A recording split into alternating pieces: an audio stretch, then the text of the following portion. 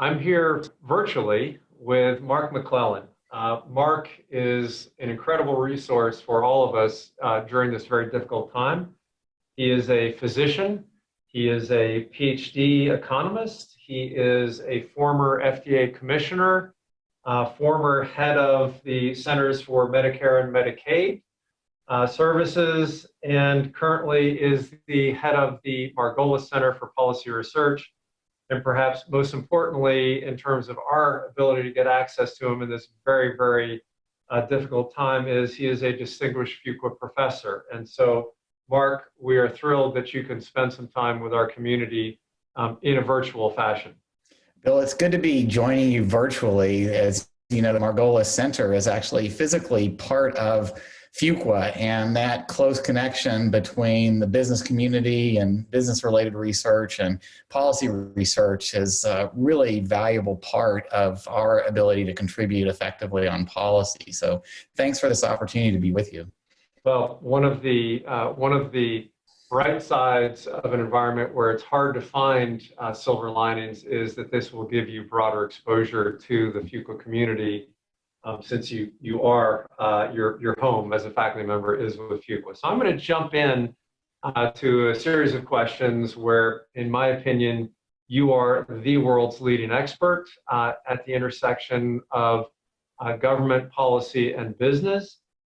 You are, in fact, I would say in the room, if it weren't that these are all virtual conversations, you're involved in the conversations around the policy response to the COVID-19 crisis in the United States. First thing I want to ask is, hindsight makes everyone smarter, but if you went back and looked at the things that without the benefit of hindsight, you think might have had us better prepared for the current crisis, what would that be?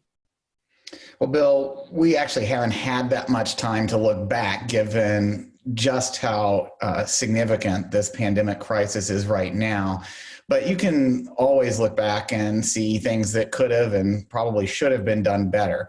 Going back years, we've had opportunities to build up our capacity to track when an outbreak occurs, not just at a national level, but down to the local community. The data and systems are in place to do that. We've had cross-government efforts to support pandemic responses. This is by no means the first epidemic that the country's had to respond to. You know, think back to SARS when I was FDA commissioner, more recently an H1N1 outbreak in 2009 and others since then. But we don't have the ongoing surveillance capacity that we need to enable us to act very quickly. And then in retrospect, it's always easy to say we should have taken more aggressive steps to head off the spread sooner. There were certainly warning signs, and I'm sure there's going to be a lot of after-action reports and analysis as to how we can prevent something like this from happening again. But we didn't, and as a result, we're catching up right now. We're looking at cases that reflect the state of steps to prevent the spread of the virus that were in place a couple of weeks ago, and that's not nearly where, at least in retrospect, we'd like to be. We aren't there yet in terms of the surge, not just the surge for potential hospital beds and ventilators that are needed, but also the surge in the rest of the response. Protective equipment for health professionals, especially who are on the front lines treating patients and helping to rule out cases of COVID-19, and supplies for diagnostic tests, the diagnostic tests themselves. And we're probably going to be behind on supply chains and catching up with this epidemic for a little while longer, despite all the intensive effort, and I mean intensive effort, that's taking place today to try to catch up and hopefully get ahead of it.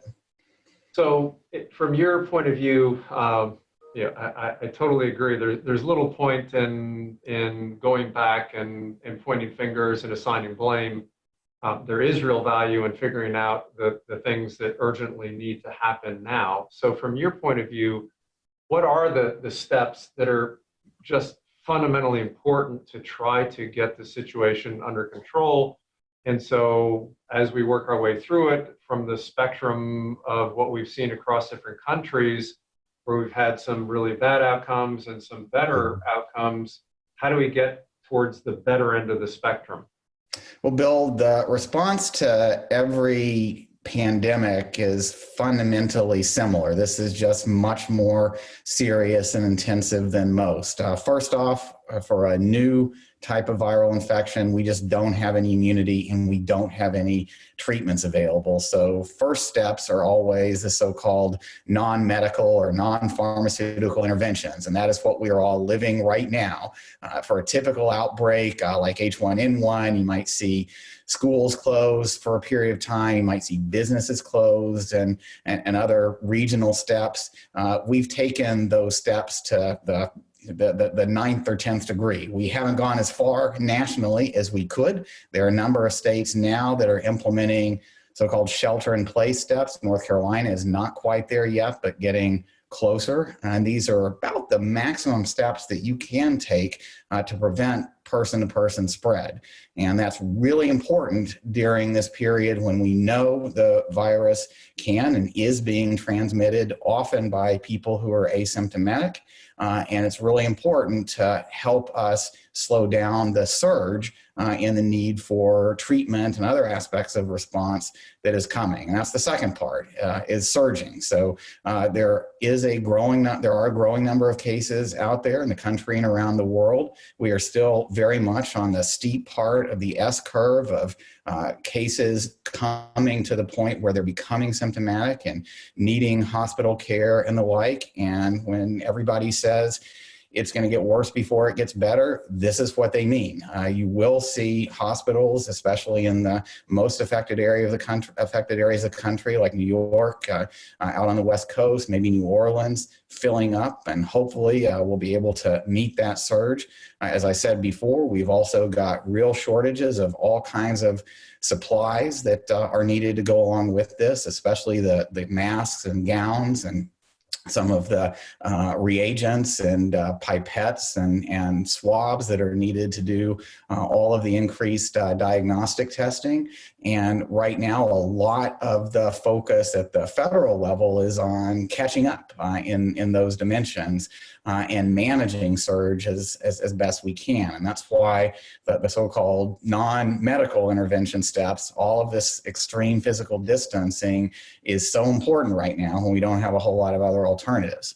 Then the medical side is going to increasingly kick in. We're going to get better at providing supportive care for patients who do have serious illness. I wouldn't be surprised if we do a better job of managing patients who have these serious respiratory complications. Some of it seems to be immune driven, kind of what they call cytokine storm in clinical medicine, kind of an overreaction of the body. We figured out how to treat that in other conditions, and we'll get better at this too, supporting the patients with really serious illness.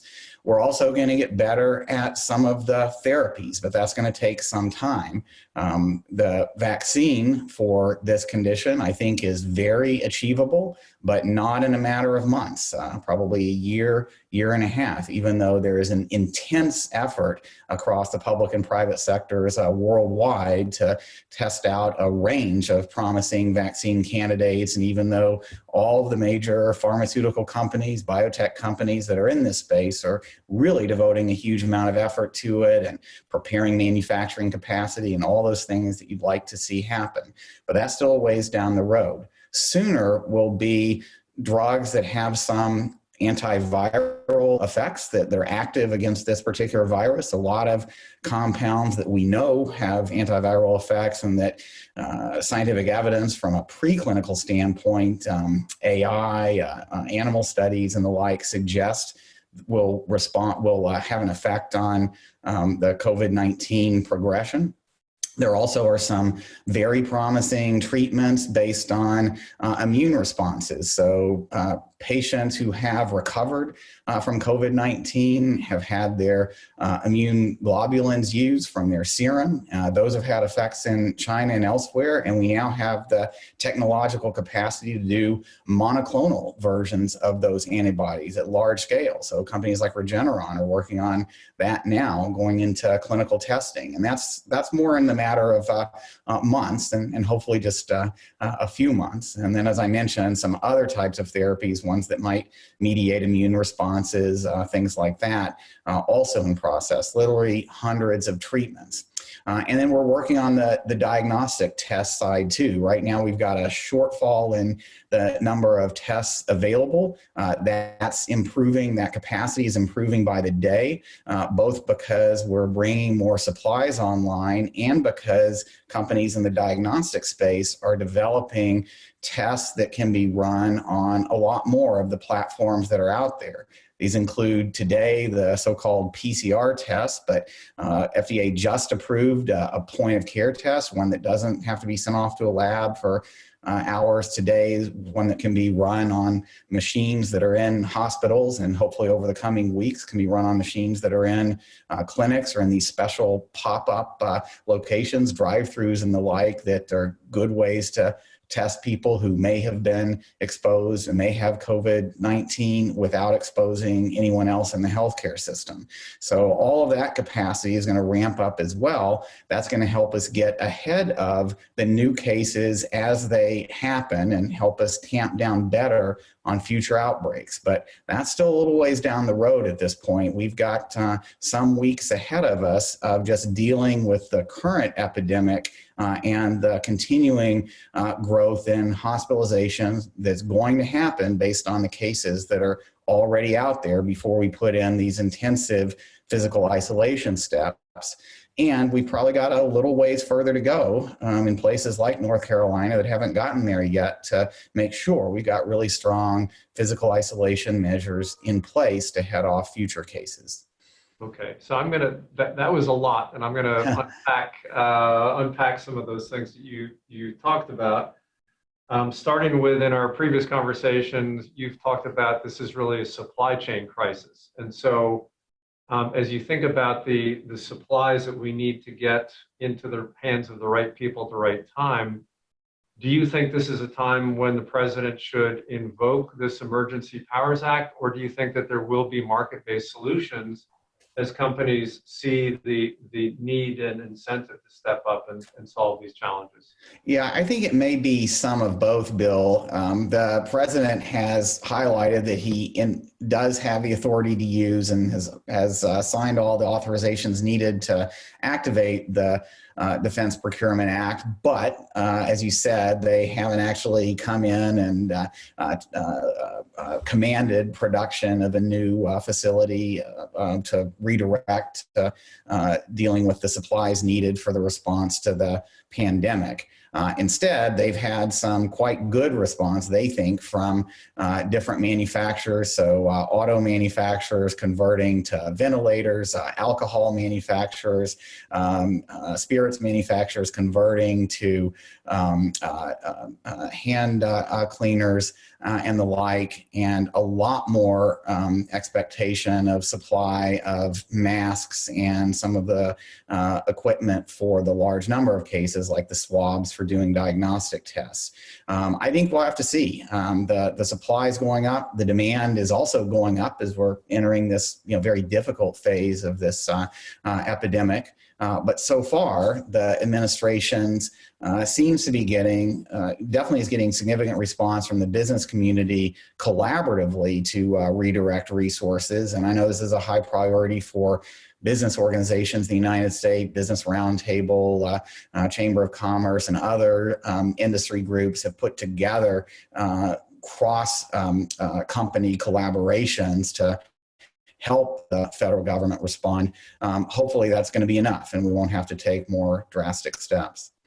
So you mentioned the critical role of diagnostic testing. And in fact, I think you released a paper out of the Margolis Center on the need to get there very quickly to get point of care testing, which we now apparently have approved. Starting capacity. It's pretty limited right now. We got to wait. Yeah. So approved, not. And so what kind of went wrong with the supply chain in order to be in a better position around the diagnostic testing, where states have announced, oh, we're not even going to test now for some people who are symptomatic, which I think what you're saying is for us to really get on top of this, we do need the diagnostic testing capacity to make progress here. Yeah, so I'll do a little bit of the brief review after the fact look and say that in retrospect, it definitely would have been helpful for FDA to make some earlier emergency authorizations for a broader range of tests to be adopted for use in coronavirus testing, and for the federal government beyond FDA to support increased production of those tests. So we got behind by relying on tests only done by CDC and then tests only done by the CDC and state public health labs. And that was just not enough capacity. There were some issues with the test kits. Since that time, we've seen a very rapid response of tests being done in a wide range of hospital settings, so-called lab-developed tests. The major commercial labs, Quest, LabCorp, others, getting very much involved, and a lot of systems that typically have been used for other kinds of tests, either the so-called PCR tests or these other rapid tests becoming certified or becoming evaluated and pre-approved essentially by FDA for use to increase this capacity. But we still have a ways to go. By some estimates, we're over 200,000 tests that have been done in the U.S. so far. That's not nearly enough. By some estimates, we're getting up to 50, 100,000 or more test capacity per day. But we're definitely not there yet. Looking ahead, and this is some of the work that we're doing at the Margolis Center, we think there are ways to accelerate the authorization of more of these tests that are in process now, including point of care tests, including tests that people might be able to administer themselves, either with so-called self-swabbing or with using saliva sample or something like that. The FDA is taking some steps to work with the companies that are developing this capacity.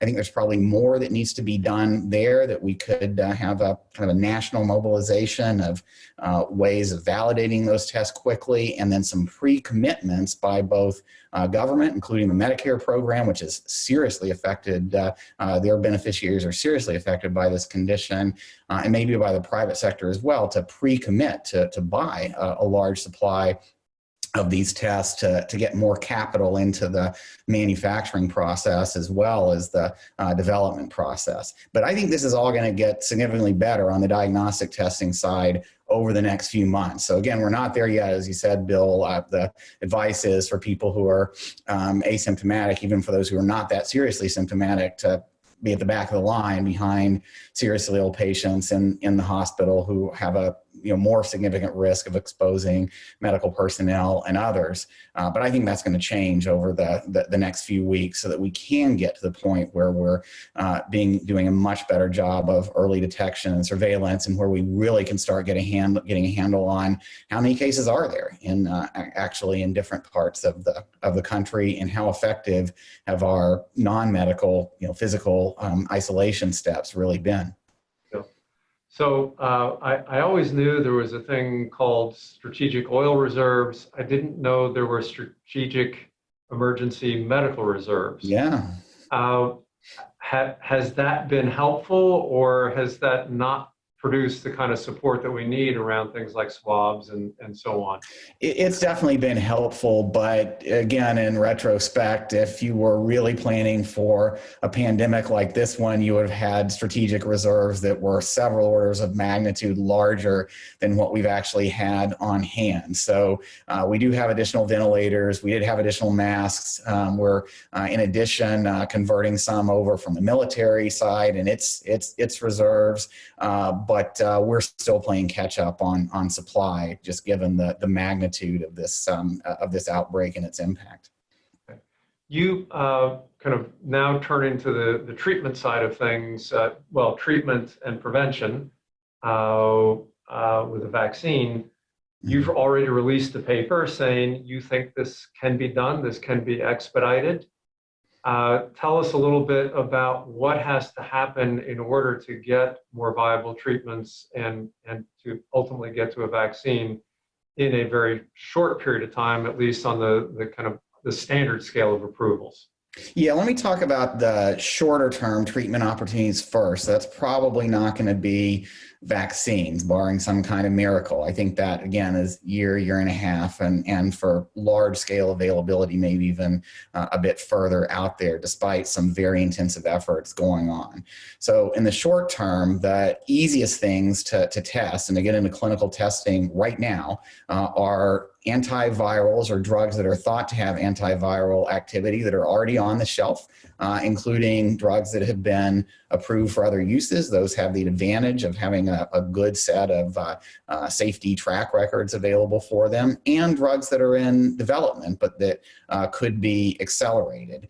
And there is a concerted effort to try to develop those treatments. It's being backed by the federal government through the National Institute of Allergy and Infectious Diseases, Tony Fauci's institute, as well as by the Assistant Secretary for Preparedness and Response, which is a part of HHS that maintains the stockpile, that makes other kinds of early investments in treatments and diagnostics that are needed for national protection, like a pandemic like this one.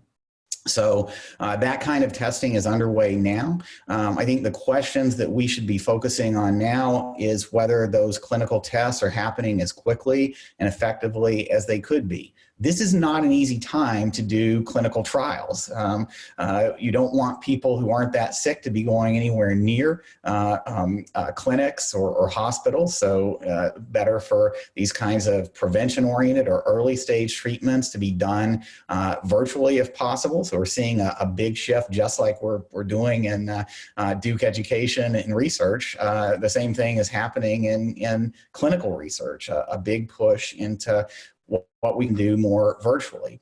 There also are challenges on the more serious side of patient treatment in getting enough patients enrolled in these studies quickly. Fortunately, we haven't had enormous outbreaks, at least not yet, in many parts of the country. So it's very important that patients who are in significant need for more aggressive or more effective therapy to get access to that and get in a study. But that's difficult if you're a hospital in New York that's kind of getting overrun right now to pull off those kinds of treatments. So what's needed is something we've done in other areas of priority clinical research, and that's kind of a platform for doing clinical trials where there's a standard approach, maybe a template that FDA works out with the industry that's developing these technologies, that has data collection methods that people can follow, that are feasible and appropriate under current circumstances, and that can be linked to a large number of clinical entities, academic centers like Duke, but also hopefully more community-based, community-facing organizations like Kaiser or Geisinger Health, ones that have a history of doing these kinds of studies more in the community. And so there's some steps that the federal government, we think, could take to accelerate this in close collaboration with the private sector. So what we want to be watching in the days ahead is just how fast are the trials that are in process for these promising treatments. How fast are they filling up? Are they hitting their benchmarks for time to completion and readout? Are there ways that that time to completion could be sped up by maybe finding ways to recruit more appropriate patients into these trials? And then alongside of this, remember that there are also patients who may not be able to get into trials. This is another reason that platform trials are good, because you can try out multiple treatments in the same study, not just each company doing its own treatment, but offering something to every seriously ill patient or every patient with COVID-19 as part of these studies. So we need to watch and see how that progresses over the coming weeks. And then for vaccine, I think it's the same kind of idea. We should be pooling evidence on what works, making sure we have the capacity to do large enough scale clinical trials. There's some phase 1 so-called trials of some vaccines underway now. Those are early safety studies to try to get the dose right and to make sure there are not any really untoward effects of these vaccines and otherwise healthy people. As soon as those studies are done, we need to have mechanisms for significant enrollment of patients in the phase 2 and larger trials to really demonstrate whether these vaccines are effective or not, and are safe enough, at least first for higher risk individuals like healthcare workers, and can be used to treat them, and then potentially a lot more people beyond that. If we do all that well, it's still going to take months because it takes some time for individuals' immunity to develop. It's going to take some time to do the studies and the readout, and we need to have the vaccine manufacturing all ready to go behind that. But I think there's a lot of attention right now on making sure we're addressing those issues globally so that we can get to a really substantial supply of vaccines as quickly as possible and have good mechanisms for making them available, not just here and not just in high-income countries, but everywhere. This is a truly global pandemic. It's not going to be under control until we treat it effectively in every single part of the planet. So I'm going to switch gears a little bit, and I'm sure you've heard the saying that that we want to avoid, which is the cure is worse than the disease. Yeah. As I noted in your introduction, you are both a physician and an economist. And what's interesting here is as we engage in steps to flatten the curve in terms of the spread of the pandemic, it's also flattening the economy. Yeah. And so how do you make these judgments around the kind of the interplay between the steps that must be taken to solve the health crisis, knowing that at the same time we're creating potentially an economic crisis? Yeah, I would add to that, Bill, it's not just an economic crisis, but in terms of cure being worse than the disease, or, as the old medical joke goes, the operation was a success, but the patient died.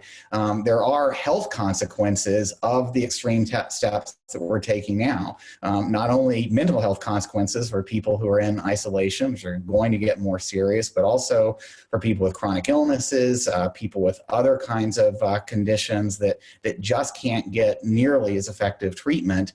That's a problem too. So I see the responses in several dimensions. First, we're doing all that we can to adjust to a more virtual economy. There's been more progress in this country on adopting telemedicine and home-based care in the last 2 weeks, and there has been in the last 10 or 20 years, which is a silver lining. We do need to move our healthcare in this direction anyway. We just it's just a very uncomfortable and hard way to do it. So hopefully we will step up to that opportunity and start delivering healthcare better and improve other aspects of our economy as well.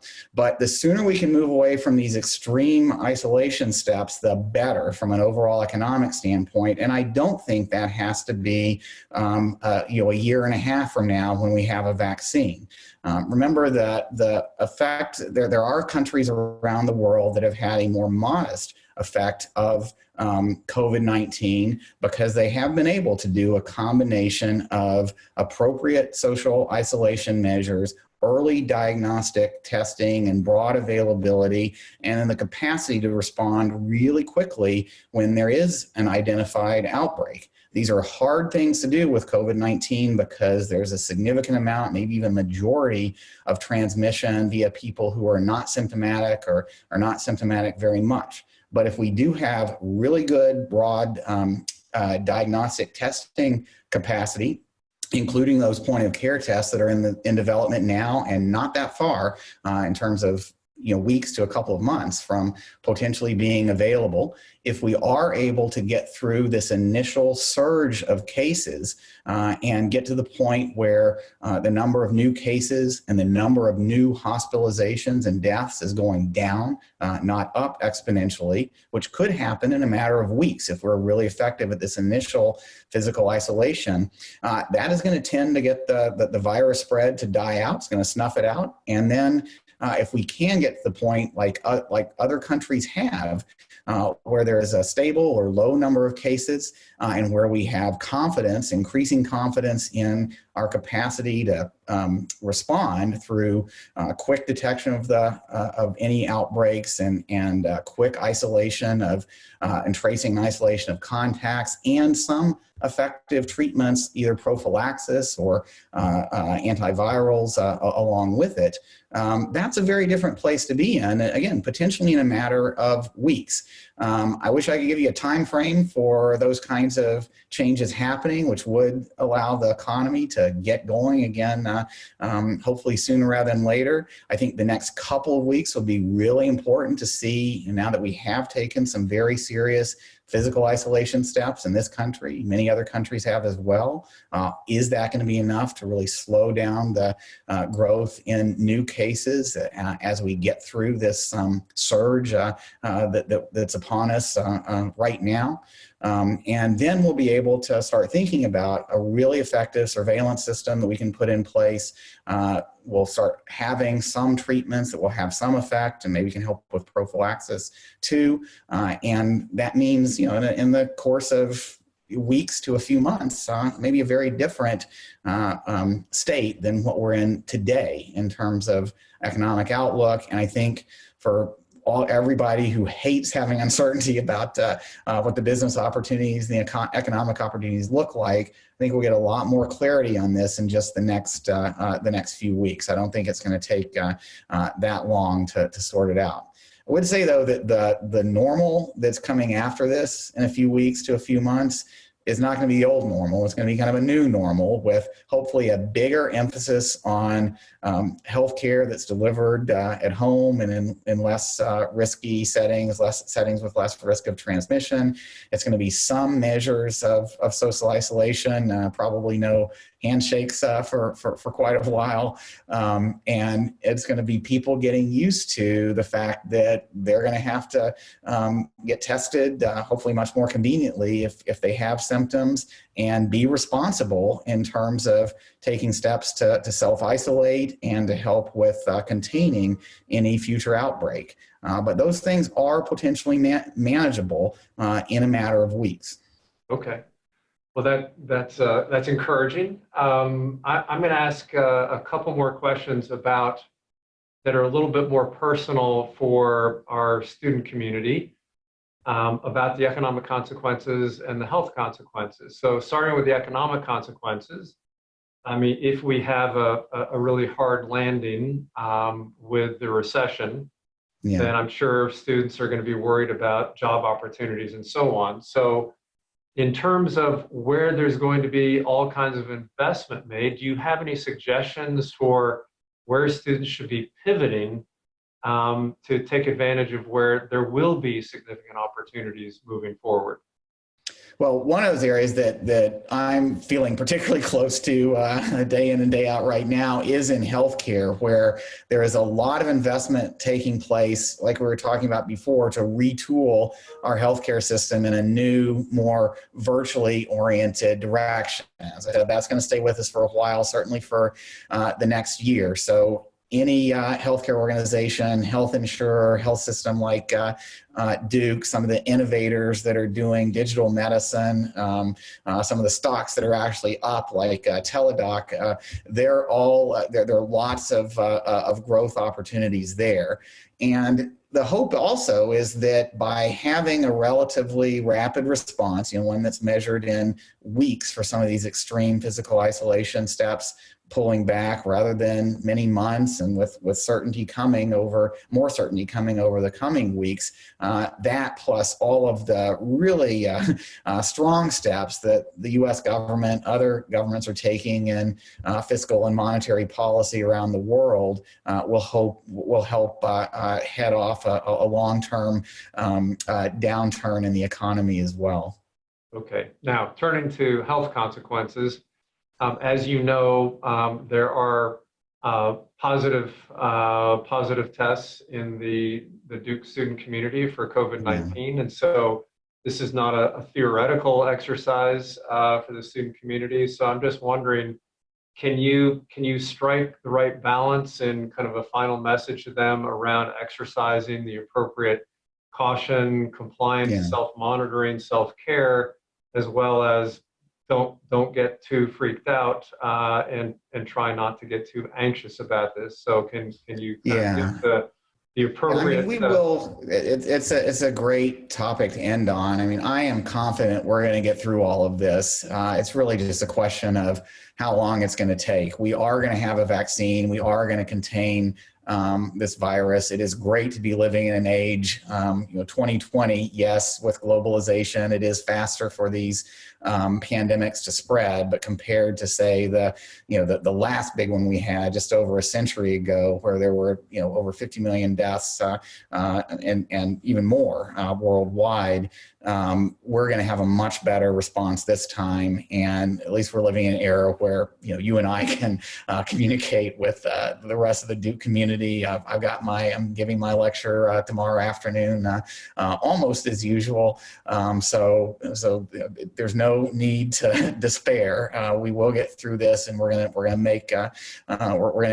be able to accomplish a lot even while we're living through it. And some great opportunities I've seen at Duke to help lead, including we've got students who are working on projects with companies that are engaged in some of these reforms, and just great to have the students continue to be such an integral part of life here at Duke. In terms of the things that they need to do, that students need to do now, though, just like everybody else, you have got to follow the physical isolation steps. We are only as strong in containing the spread of the epidemic, the further spread of the epidemic, as our weakest links. And right now, it's very clear that people who are asymptomatic can spread, that many young people who get the virus and who experience COVID-19 symptoms get it on the milder end of the spectrum, but you are still contagious, even before if you have very mild symptoms. So you have got to follow the recommendations from the Surgeon General and every public health authority to isolate. And hopefully this is only going to be required for a limited time period. The more that everybody participates in these non-medical steps, the faster we'll be at a stage where that next stage that I was talking about, where we'll, instead of having to manage this very big surge that could easily overwhelm the healthcare system in the next few weeks in many parts of the country, we'll be able to get to the point where the virus won't be gone, but it'll be much more manageable, with a chance to detect outbreaks very early when they're small and respond. So please pay attention to the public health messages. Please get the most you can out of the virtual opportunities that we're trying to put together, that 2020 technology makes possible in a way that was never possible before. And please keep in mind that we are going to get through this. Mark, thank you so much for your time and wisdom. It's greatly appreciated. Great to talk with you, Bill, and great to join the rest of the Fuqua community.